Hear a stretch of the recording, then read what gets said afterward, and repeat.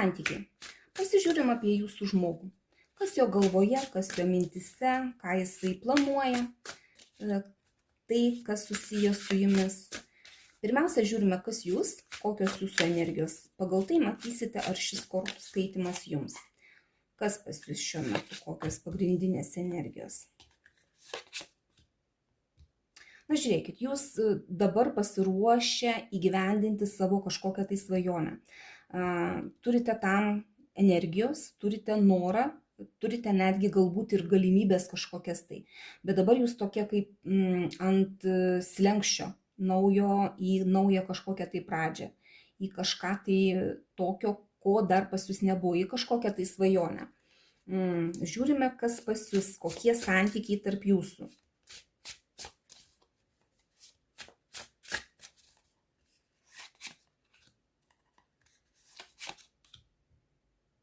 Na, žiūrėkit, čia yra šiuo metu kažkokio tai etapo pabaiga pas jūs santykiuose ir galbūt yra noras nusimatyti kažkokius tai naujus planus. Vat galbūt jūs taip ir jaučiatės, kad jūs norit kažko tai naujo ir reikia jums kažką tai užbaigti, bet čia nuo jūsų būtent priklauso, kaip jūs tuose santykiuose pasielgsite. Ar užbaigsite kažkokį tai etapą ir eisite į kažką tai naujo, į kažkokią tai svajonę naują.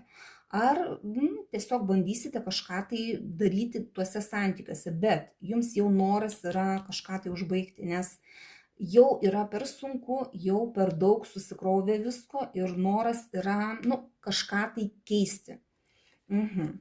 Pasižiūrim, ką jūsų partneris galvoja apie jūs kaip apie žmogų.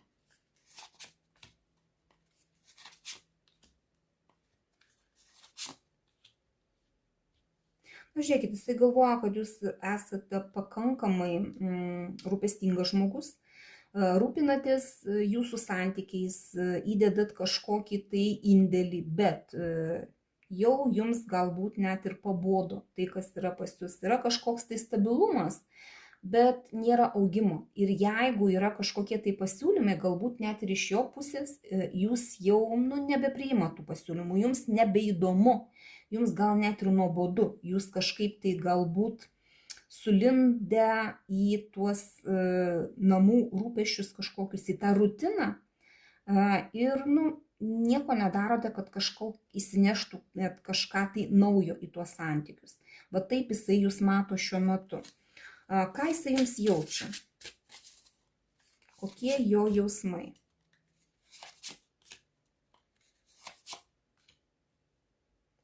Na, žiūrėkit, jausmai yra iš tikrųjų ir jisai netgi ir svajoja daug apie jūsų santykius, apie jūs, žodžiu, ir jisai nori kažkaip tai suderinti, išlaviruoti tuose santykiuose, kažkaip suderinti galbūt ir darbą savo, ir savo pomėgius, ir kartu jūs, ir santykius su jumis.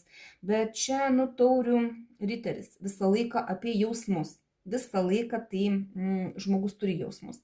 Nes ir klausome apie jo jausmus, ir svajonių turi dėl jūsų. Gerai, o kokie jo planai dėl jūsų? Ką jisai dėl jūsų planuoja?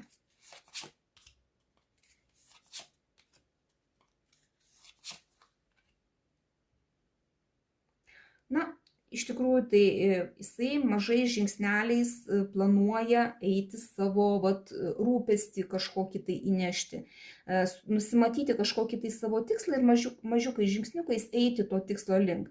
Pas jį kažkokiu tai baimių yra, kas liečia būtent jūsų santykius. Jisai norėtų tų baimių atsikratyti, bet gali būti ir kažkokie ir piktumai, ir galbūt jisai nori tų baimių atsikratyti per kažkokį tai tiesų aiškinimą ir iškelimą į paviršių tai, kas ten yra svarbu, dėl ko jisai bijo, dėl ko, kas ten pas jį viduj darosi, dėl ko tos baimės yra. Nes čia toks arkanas, kai žmogus nori įrodyti savo tiesą. Galbūt jo tiesos ir jūsų tiesos yra skirtingos. Dėl to čia pas jį ir baimės yra, ir nesupratimas kažkoks tai. Gerai. Kas bus tarp jūsų 3 mėnesių bėgyje? Pasižiūrim, kaip tie santykiai keisis.